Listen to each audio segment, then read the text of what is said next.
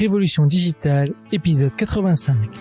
Hey, this is John Lee Dumas of EO Fire, and you're listening to Revolution Digital with Francois Lambert. Each week, Francois brings you global business leaders sharing the secrets of their success in French. Francophone entrepreneurs, this is for you. Prepare to ignite. Bâtisseurs et bâtisseuses de la nouvelle économie, bien le bonjour. Ici François-Paul Lambert, bienvenue sur Révolution Digitale. Cette saison de diffusion depuis l'Australie. Et si c'est la première fois que vous nous écoutez, je m'entretiens chaque semaine avec des entrepreneurs et entrepreneurs inspirantes partout à travers le monde. Nous parlons de leur aventure entrepreneuriale, de comment ils et elles ont lancé leur business et les leçons tirées de leurs échecs. Si vous êtes à la recherche de sens dans votre travail, si vous vous dites « Je ne veux pas juste être le maillon d'une chaîne, je veux être indépendant et faire une différence », vous êtes au bon endroit. La vie est trop courte pour la passer à être malheureux dans son travail. Vous avez en vous énormément à offrir. Et avec Révolution Digitale, nous allons non seulement vous donner de l'inspiration, mais aussi des outils et des recommandations concrètes que vous pourrez mettre en œuvre chaque semaine pour faire ce que vous avez toujours vraiment voulu faire et travailler pour votre rêve, pas celui de quelqu'un d'autre.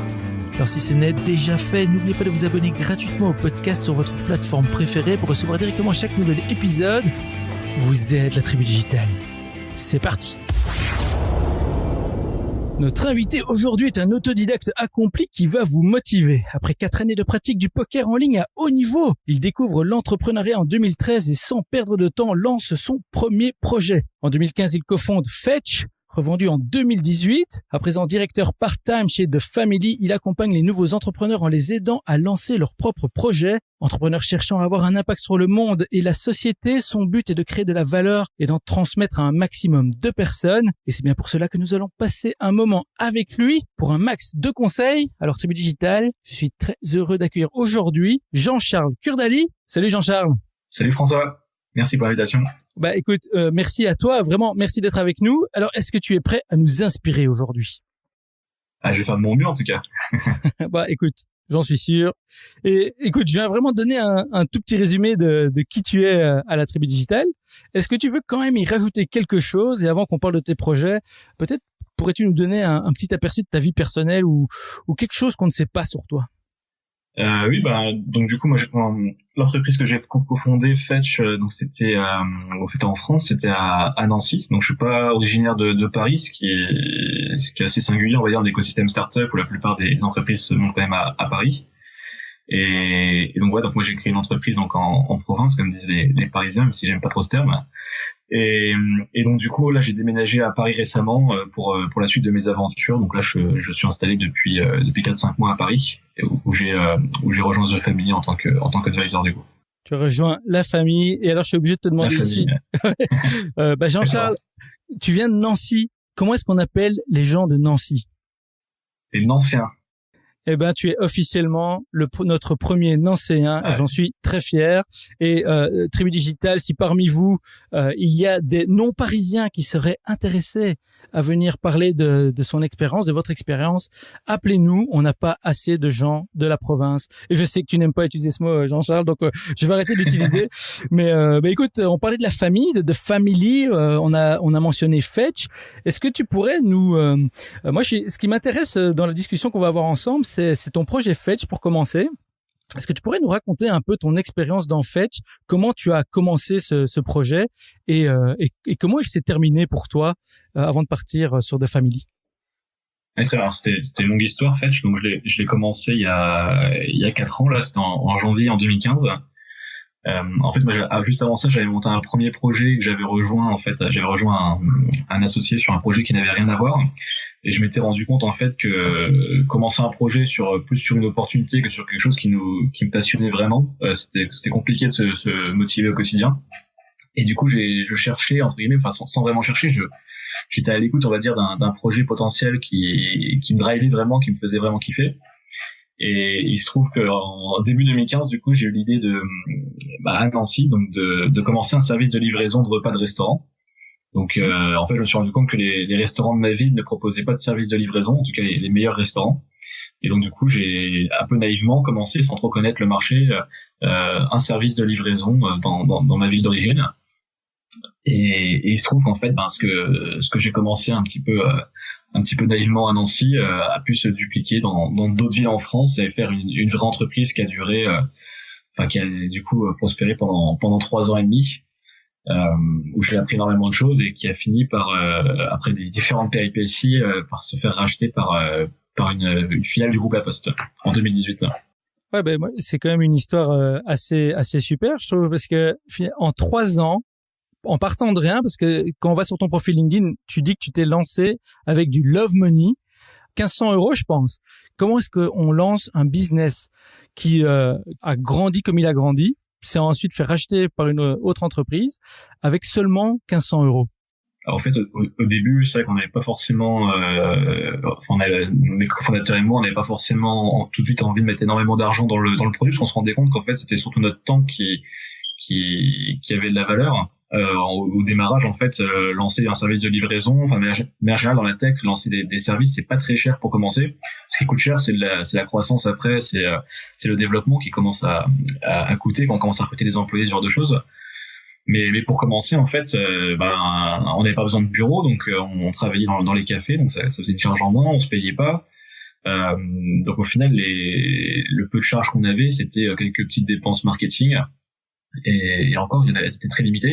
Parce qu'au début, je pense qu'il faut pas forcément claquer énormément d'argent en marketing. Il faut déjà se concentrer sur la qualité de service, la rétention client, ce genre de choses, et seulement après commencer à injecter de l'argent dans l'acquisition. Mm-hmm. Donc au final, la première année et demie, jusqu'à notre première levée de fonds, on a été avec des moyens très limités, on a réussi à lancer le service, et en fait on payait, nos charges en fait étaient payées par le chiffre d'affaires qu'on générait par le début de l'activité. Donc on faisait super attention à nos dépenses, et dès qu'on rentrait du cash, on pouvait racheter du matériel, donc notamment des sacs pour les livreurs, ce genre de choses. Mais on faisait très attention, et au final, c'était très peu consommateur en cash la première année. D'accord. Est-ce que tu penses que Fetch aurait pu se développer comme il s'est développé si vous n'aviez pas fait de levée de fonds, par exemple? Ça aurait été compliqué quand même, parce qu'on est là, c'est un marché B2C à marche faible avec des concurrents agressifs. Donc il fallait dans tous les cas, pour se développer au niveau territorial, il fallait et accélérer du coup, il nous fallait plus d'argent. Donc sur fonds propres, ça aurait été très compliqué de monter je ne pense pas que c'est dans ce genre d'activité, c'est pas forcément possible. Non, c'est sûr. Et alors, comment tu as fait pour te faire connaître? Comment tu as fait pour faire connaître Fetch à ses débuts? Alors nous, donc ce qui est la particularité, c'est que c'est du développement ville par ville. Donc on doit répéter une stratégie qu'on améliore entre chaque ville. Donc quand on a commencé dans notre ville d'origine Nancy, c'est vrai que c'était presque un schéma à part, parce que c'était notre ville, c'est notre ville. On a grandi là-bas, on connaissait très bien la ville. Donc en fait, qu'est-ce qu'on a fait, c'est qu'on a créé à l'époque un groupe privé pour commencer, parce qu'on voulait lancer sous un format bêta pour pouvoir se tester pendant quelques mois. Et en fait, en parallèle de ça, on avait fait énormément, on a eu accès à pas mal de contacts presse, pas mal de blogueurs qui s'intéressaient à nous, parce qu'au final, c'était assez intriguant de voir un service de livraison qui se lançait, alors que au final, à Paris, ça arrivait seulement au même moment. On a vraiment commencé en même temps que les gros acteurs sont arrivés en France, à Paris. Mm-hmm. Donc pour une fois, il y avait un service qui arrivait en même temps dans une ville comme Nancy par rapport à Paris. Donc ça changeait un petit peu de ce qui se passait d'habitude. Et donc ce groupe privé en fait a fait que on a eu une traction assez vite, parce qu'on a commencé avec 50 personnes en les appelant les membres du groupe VIP. Et en fait, ces gens qui n'étaient que 50 sont passés à 1500 personnes en l'espace de quelques mois, parce qu'en fait il y avait tellement une envie de tester ce nouveau modèle que les gens en fait s'invitaient entre eux. Nous on mettait un système de liste d'attente, donc en fait tout le monde ne pouvait pas rentrer directement dans le groupe privé, et du coup ça crée une espèce de frustration, une envie d'y être, etc., qui crée un engouement qui a permis rapidement de se faire connaître à Nancy. Et une fois qu'on a ouvert les vannes à tout au public, il y a eu une croissance qui a été incroyable en fait sur cette ville-là. On était sur du plus de 10, 15, 20% de croissance hebdo pendant les 5-6 premiers mois. Donc en fait on a subi presque notre croissance pendant les 6 premiers mois d'activité, avec je passais mes journées en fait avec mon associé à chercher des nouveaux livreurs, parce qu'on n'avait pas assez de livreurs des fois, même pour le jour même, quoi. C'était même pas on était tous les jours en fait les scores montaient, donc fallait trouver plus de livreurs. Donc c'était assez sportif comme époque. D'accord, ouais. Bon. J'imagine que la question des livreurs, c'est un des aspects auxquels tu devais t'atteler. Il y en a beaucoup d'autres. J'imagine que ça devait être un moment de croissance assez stressant, mais aussi excitant, j'imagine. Et on pourrait faire un épisode tellement plus long sur cette aventure-là. Je sais qu'il y a d'autres émissions qui vont plus dans le détail. Mais pour la tribu digitale, avec l'expérience que tu as que tu as reçue, que tu as accumulée maintenant, que conseillerais-tu aux personnes qui se lancent pour obtenir leur premier client avec l'expérience que tu as maintenant? Qu'est-ce que tu ferais différemment peut-être?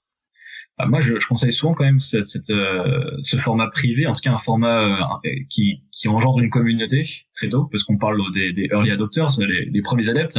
Et moi, je crois vraiment en fait au fait que les premiers clients, que ce soit en B2B ou en B2C, c'est eux qui vont nous être vraiment nos premiers fans et eux qui vont diffuser un petit peu le bouche-oreille, ce genre de choses. Il va y avoir du bouche-oreille via ces personnes. Et en plus de ça, c'est eux qui nous permettent de construire notre produit. Parce que quand on lance un produit sur un marché, il est jamais parfait, ça c'est une chose. Mais au début, il doit être vraiment très, très limité. On parle dans les sortes de MVP, Minimum Viable Product. Et après, on doit itérer. Donc, moi, je conseille vraiment aux gens de trouver un moyen d'avoir un échange privilégié avec leur premier client. Et ça, c'est la clé quand on lance un service. Ça permet d'acquérir des clients et d'améliorer son produit. Et moi, du coup, pour vous donner un exemple, moi, j'ai parlé peut-être avec les 500, voire 1000 premiers clients de Fetch en one-to-one, pendant les 6 premiers mois. Donc, c'est ce qui permet d'avoir des retours sur investissement incroyables en acquisition et en rétention.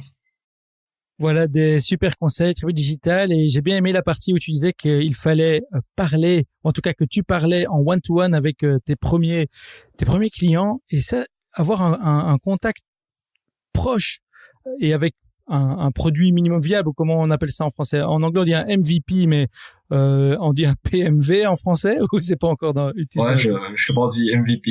on va regarder. C'est vrai qu'on regarde. On va regarder MVP. Mais c'est vraiment un super bon conseil. Et là, maintenant, tu travailles, ou en tout cas, tu offres tes services à de family, on va le dire comme ça, qui est comment est-ce qu'on peut appeler ça? C'est un incubateur ou un accompagnateur de start-up? Alors, c'est plus une société d'investissement qui prend des parts de capital et qui permet aux startups d'avoir de l'éducation, du réseau, d'avoir des avantages sur certains outils, et qui aujourd'hui a créé un écosystème même avec des projets en interne qui servent les entrepreneurs.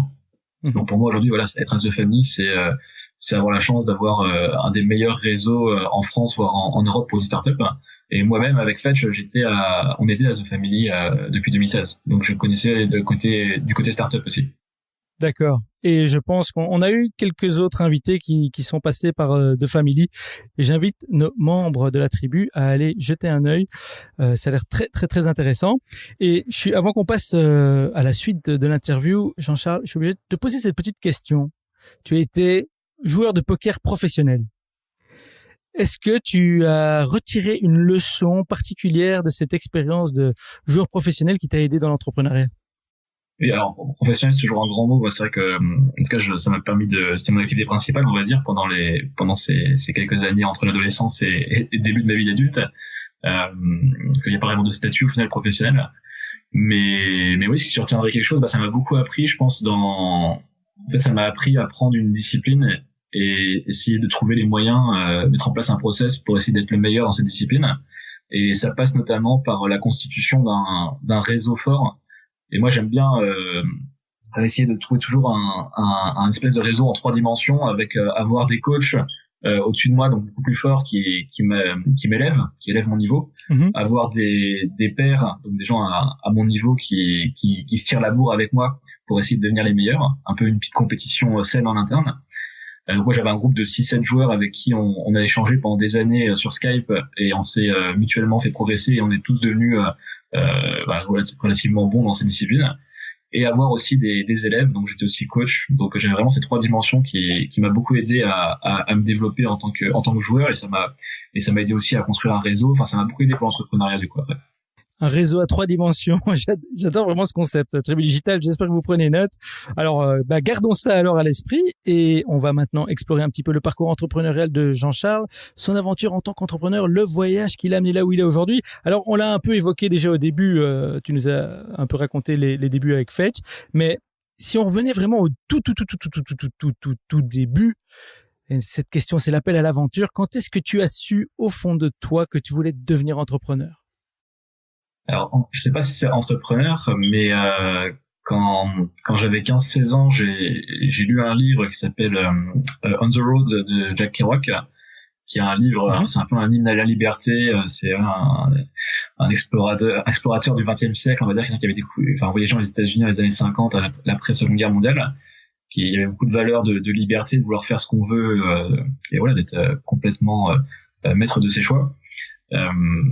Donc moi c'est vrai que c'est quelque chose qui m'avait pas mal marqué, et après on va dire que c'était conjoint avec le démarrage dans le poker, et pour moi c'était ma première expérience entrepreneuriale, même si c'est pas une entreprise, mais pour moi c'était vraiment une démarche entrepreneuriale, cette activité de joueur de poker. Et donc du coup je pense que c'est vers 15-16 ans que je me suis dit que je voulais vraiment faire mes propres projets, en fait, quoi. Avoir une liberté totale dans mes actions, dans mes choix. Et c'est pour ça que pour moi la transition du poker à l'entrepreneuriat elle était complètement logique. Moi c'était une continuité de ce que j'avais commencé vers 16-17 ans.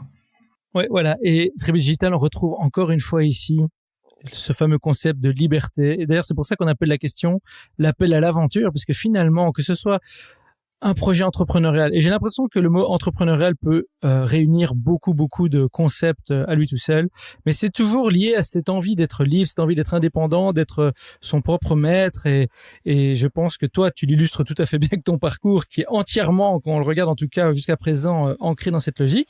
Mais ça n'a pas dû être facile tous les jours. Tu as eu sûrement des revers et peut-être des moments difficiles. Alors Jean-Charles, est-ce que tu peux nous parler ici de ton pire moment en tant qu'entrepreneur? Est-ce que tu peux nous emmener dans ce moment et nous le raconter? Oui, c'était l'année dernière, du coup, pendant l'été 2018, parce que du coup, c'est vrai que Fetch a pu se faire racheter, mais c'était fait que c'était compliqué. On a subi des grosses problématiques au niveau technique, au niveau de notre site internet et différentes applications qui ont un impact sur notre croissance en 2018, où en fait la trajectoire exponentielle et très rapide de notre croissance a été fortement ralentie par ces problématiques. Et donc du coup on a eu différentes péripéties à ce moment-là. Donc on a eu notre levée de fonds, la 3e levée de fonds sur laquelle on travaillait qui se passait mal l'année dernière. On a eu un rachat potentiel assez cher qui n'a pas pu se conclure. On a su ça au début juillet 2018. Et notre cash notre deadline qui s'est rapproché beaucoup plus vite à cause d'un cash burn beaucoup plus important que prévu à cause des problématiques mentionnées. Et donc du coup pendant l'été, donc c'était pendant la Coupe du Monde de foot en plus, donc toujours un moment où les gens sont un peu c'est toujours une période assez particulière. J'ai dû pour essayer de restructurer la boîte pour la faire survivre, tout simplement parce qu'on était à risque même pour la survie de la boîte à cause du cash qui manquait. Il fallait qu'on rende la boîte rentable. J'ai dû licencier la moitié de l'effectif en un jour, donc l'été dernier. Et donc c'était un moment hyper compliqué. Alors j'imagine encore plus pour eux que pour moi, même si c'était très très compliqué, parce que j'ai dû donc voir ce jour-là on devait être 25 personnes. Et du coup j'ai vu les 25 personnes une par une, et dans toute la journée pendant 12 heures. Et du coup expliquer à ceux qui restaient pourquoi ils restaient, et ceux qui partaient pourquoi ils allaient partir. Et donc quand on prend énormément de temps à recruter une équipe, parce que moi je pense que c'est pour tous les dirigeants, mais c'était ma mission principale, une de mes missions principales en tout cas, le recrutement et le développement des personnes de l'équipe. Donc prendre des heures et des heures pour recruter une personne et en virer 12 en quelques minutes au final, une journée, c'était assez traumatisant comme expérience. D'accord. C'est assez compliqué. Non, c'est un moment terrible. Et est-ce que de ce moment, tu retires quelque chose pour la suite de concret?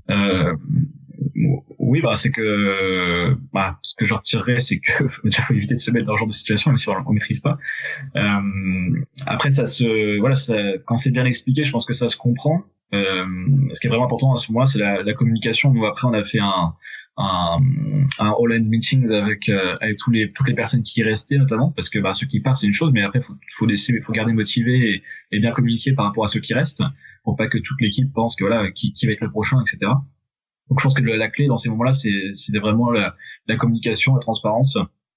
Et encore une fois, c'est compliqué à gérer. Je pense que même je pense qu'il y a certains employés qui diraient que ça n'a pas forcément été bien géré, mais chacun a son avis après. Mais c'est des moments compliqués. Je pense que la communication et la transparence sont les deux choses les plus importantes dans ces situations.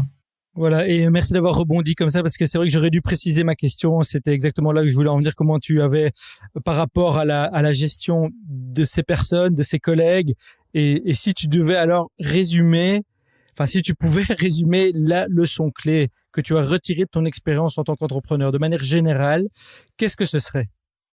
C'est toujours compliqué de résumer, packager quelque chose comme ça, mais moi je suis assez persuadé qu'au final, déjà il y a plusieurs choses, c'est compliqué d'en sortir un. Qu'on peut vraiment réussir, il n'y a pas vraiment de limite en fait. Je pense que les limites c'est celles qu'on se donne. Moi en tant qu'entrepreneur, je pense que là je peux prendre n'importe quel sujet, et après c'est à moi de me donner les moyens d'y arriver. Donc c'est ça que j'aime bien aussi, c'est que je me sens pas du tout limité dans les possibilités de boîtes que je peux monter, d'ambition, etc. Donc ça c'est un sujet. Alors je sais pas si ça répond tout à fait à la question. Si, tout à fait. Donc moi je mettrais ça, si je dois en choisir un. Je pense que c'est le fait de comprendre qu'on n'a pas forcément de limite, si ce n'est celle qu'on se fixe, et du coup autant ne pas s'en fixer, ou en tout cas des très très hautes. Voilà, Tribu Digital, et c'est un point qui est quand même assez intéressant, puisque ce que vous allez pouvoir atteindre, ce que vous allez pouvoir créer, va dépendre de comment vous voyez, et va dépendre des limites que vous vous imposez ou non. Et réfléchissez bien à ce que Jean-Charles vient de dire sur ce point. Moi, je trouve ça assez intéressant. Et Jean-Charles, je pense que on va faire une petite pause maintenant, parce que je me rends compte que j'ai speedé comme un malade en ce début d'interview. On a été un peu au taquet. Donc, je propose qu'ici, on se calme un peu. Et je t'emmène soit en pause café, soit en pause cocktail, ou en pause mocktail. Donc, c'est toi qui choisis. Ensuite, on s'installe et je te pose une série de questions en rafale. Qu'est-ce que tu préfères? Pause café pour moi, vu l'heure qu'il est, pour l'instant. C'est vrai que c'est tôt le matin pour toi. Écoute, moi ça me va aussi. On va en pause café et on se retrouve alors dans un coffee shop. L'ambiance est chaleureuse et productive. Il y a un buzz de ville animé. Les arômes torréfiés du café nous gardent éveillés. On est ici pour travailler, mais aussi pour faire une pause et réfléchir sur le futur. Alors, Jean-Charles, qu'est-ce que tu prends? Moi je vais prendre un petit expresso pour me réveiller un matin. Allez, espresso. Moi je vais prendre un thé camomille, parce que moi c'est l'inverse, je vais aller me coucher après. Et on s'installe. Et une première question, Jean-Charles. Qu'est-ce qui est le plus important à garder à l'esprit quand on lance un business? Le plus important à garder à l'esprit, ça serait, je pense que au début, c'est toujours compliqué de sortir une chose. Je dirais de faire attention de bien valider, notamment au démarrage, de bien valider qu'on résout un vrai problème, et de pas tomber, moi j'aime bien dire, de pas tomber amoureux de sa solution. C'est plutôt être amoureux de son problème. Parce qu'il y a beaucoup de gens, j'ai l'impression, qui montent des boîtes à partir d'une idée qu'ils ont en tête, et qui sont assez rigides dans dans ce qu'ils veulent faire en fait. Et ça crée souvent des échecs au bout de 2-3 ans, parce qu'il y a des gens qui sont très talentueux, qui arrivent quand même à faire illusion avec l'entreprise parce qu'ils sont très forts. Mais en fait ils ont pas du tout commencé de la bonne manière, et du coup c'est du temps perdu qui aurait pu être évité s'ils avaient fait la bonne démarche au début de vérifier que le problème en était vraiment un très gros problème en idéal. Si tu devais recommander un livre pratique, quel serait-il et pourquoi?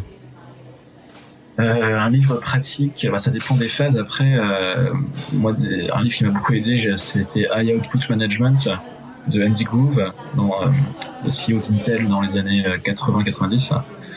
C'est une des références dans le management. Moi, j'ai beaucoup travaillé cette phase-là. C'était vraiment passionnant. La phase où on n'est plus forcément celui qui gère les opérations quotidiennes et le marketing, le commercial, tout ça, mais on design vraiment l'entreprise. Et du coup, c'était le bouquin qui m'a le plus aidé à réfléchir mon rôle de CEO, mon rôle de manager. Donc je conseille celui-ci. Je tiens à préciser quand même à la Tribu Digital que tu as dit quelque part que tu lisais une 50aine de livres par an. Comment tu fais? Même un peu plus. Même un peu plus, voilà. Tu dois avoir une belle collection à recommander. Ouais, c'est toujours compliqué d'en sortir un. Comment je fais? En fait, c'est juste que c'est un truc que j'aime bien faire. Alors, je lis depuis longtemps. Hein. J'ai pas attendu de faire du business pour commencer à lire, bien sûr. Mais c'est vrai que depuis quelques années, j'ai vraiment augmenté le nombre de lectures. Et comment je fais? C'est tout simplement en l'installant dans ma routine de vie. Donc tous les jours, en fait, c'est quelque chose que je fais. Donc le matin, quand je me lève, très vite, j'ai toujours 1 heure dédiée à la lecture. Et ça arrive souvent, plus d'un jour sur 2 où j'ai au moins une deuxième heure qui est casée, soit dans l'après-midi, soit en soirée.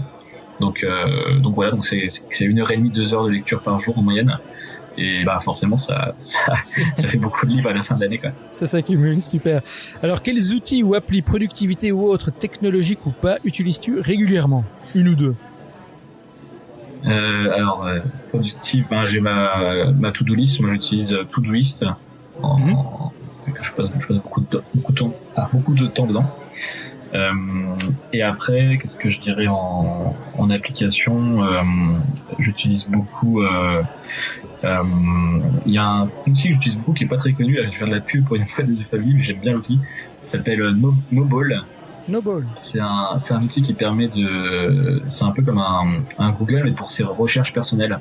En fait, on peut stocker facilement son contenu et surtout le trouver très facilement. Il y a un système de recherche qui est hyper bien fait.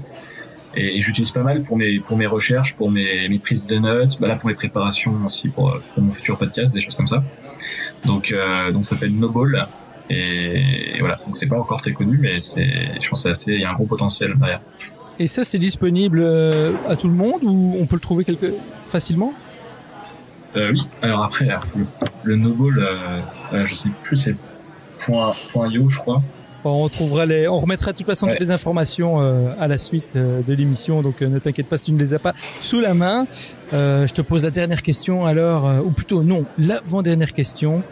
Qu'est-ce qui t'inspire ou te passionne en ce moment?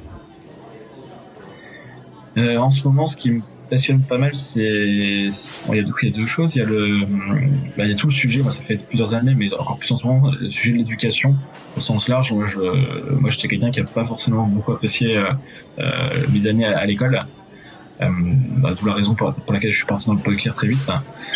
Et donc du coup je m'intéresse beaucoup en ce moment à comment on peut avoir un impact dans ce domaine de l'éducation. Donc ça c'est le premier sujet, et l'autre sujet ça serait toute la partie écologie. C'est vrai qu'on je pense que c'est mondial pour le coup, il n'y a pas que les Français qui sont concernés, loin de là. On a des vrais sujets au niveau écologique, environnemental, biodiversité, la liste est longue. Donc c'est un sujet j'essaie de rencontrer du monde, de mieux comprendre, de voir comment on peut aussi monter des projets en tant qu'entrepreneur sur ce sujet. Donc voilà, c'est les 2 sujets qui occupent pas mal mon esprit ces derniers mois, on va dire. La dernière question, si tu devais tout recommencer à zéro avec seulement 500 € en poche, que ferais-tu immédiatement avec ces 500 € pour te relancer en affaires? Avec 500 €, je les dépenserai pas tout de suite. Je me dirais que je pense pas. Encore une fois, dans la plupart des entreprises, en tout cas les entreprises que je monte de profil startup, on n'a pas besoin trop d'argent pour démarrer. Donc je me dirais que c'est 500 € que c'est mieux d'avoir 500 que 0. Et après j'essaierai de générer du cash, très vite en train de payer mes premiers clients, et ça augmentera petit à petit pour pouvoir payer mes premières petites charges. Donc je le prendrais plus comme un petit pécule de départ plutôt que comme une dépense obligatoire au début. Et j'aime bien l'idée de monter une boîte avec rien du tout pour commencer, ou très peu, parce que je pense qu'avec beaucoup d'argent au début, en fait, on fait pas mal d'erreurs en oubliant certains principes importants des démarrages d'une entreprise. Voilà, et Tribuche Digital, Jean-Charles en est l'exemple même. Si vous allez repérer son histoire sur Internet, vous pourrez voir comment il a fait. Jean-Charles, vraiment, merci beaucoup. On est arrivé à la fin de l'épisode. Merci d'avoir partagé toutes ces informations avec nous. Alors, pour le mot de la fin, que dirais-tu à nos auditrices et à nos auditeurs qui hésitent encore à se lancer ou qui se sentent bloqués? Si tu avais un dernier conseil à leur donner, quel serait-il? De débrancher le cerveau sur cette phase-là, c'est que se lancer, c'est vraiment, il suffit juste de le faire. Il y a pas et surtout qu'on peut apprendre tout du long. Il n'y a pas besoin d'avoir des compétences incroyables au démarrage. Les compétences viennent avec le temps, donc on juste débrancher le cerveau et s'y mettre, quoi. Voilà, tout est dit. Jean-Charles, vraiment, merci encore d'être venu nous raconter ton histoire aujourd'hui. Alors, avant de nous quitter, dis-nous comment on peut rester en contact avec toi sur les réseaux sociaux ou ailleurs. Et si tu as une annonce à faire, eh bien, la Tribu Digitale t'écoute. Pour me suivre, du coup, ça sera LinkedIn. Ça sera le plus simple. C'est là où j'accepte les gens et on peut communiquer avec moi.